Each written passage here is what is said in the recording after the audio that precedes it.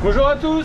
Eh oui, je me suis raté pour finir d'expulser ma frustration liée à la transition ratée il y a 2-3 jours là, quand la casse du secteur de Bar et du Genaker m'ont fait rater la transition pour prendre l'autoroute vers Récif au portant devant l'anticyclone. Moi je suis derrière sur le côté de cet anticyclone sur la petite départementale au près. Ah, le près, hein, quand on remonte au vent, on dit c'est 2 fois la distance et 3 fois le temps.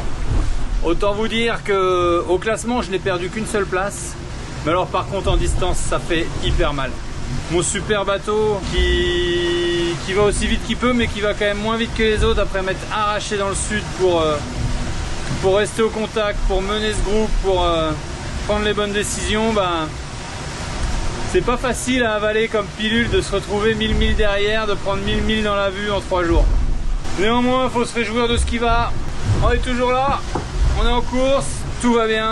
Et réussir à apprécier le fait quand même de naviguer certes au près mais dans des conditions idylliques. Beaucoup de retard sur le groupe de devant, 1000 milles, et du coup ça retarde d'autant mon arrivée au Sable d'Olonne. Et pour autant les ressources à bord restent les mêmes, de nourriture, de carburant. Finalement les seules ressources qu'on a entre guillemets d'illimitées à bord, c'est les énergies renouvelables. Le solaire sur la casquette et puis ces fameux hydrogénérateurs. Donc je me suis encore attelé à améliorer mes réparations sur les hydrogénérateurs pour être certain de rester autonome jusqu'au bout. Et je me disais que le microcosme d'un bateau de course au large en fait avait bien des choses à inspirer à nos vides terriens à terre où on a la sensation que toutes les ressources sont infinies.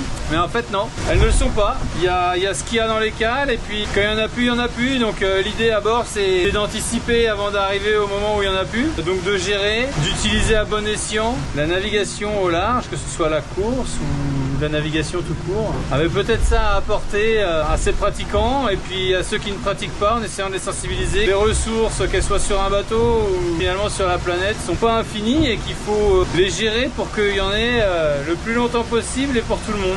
Voilà, c'était ma petite réflexion en réparant mes hydrogénérateurs. Voilà, sur ce, je vous fais profiter du paysage qui est quand même sympa. Ça ressemble à des alizés, c'est une bordure anticyclonique. Ça ressemble à des alizés, il y a des nuages d'alizés. Et par contre c'est du frais, ça penche et ça tape. Voilà. Allez, je vous dis à bientôt. Salut.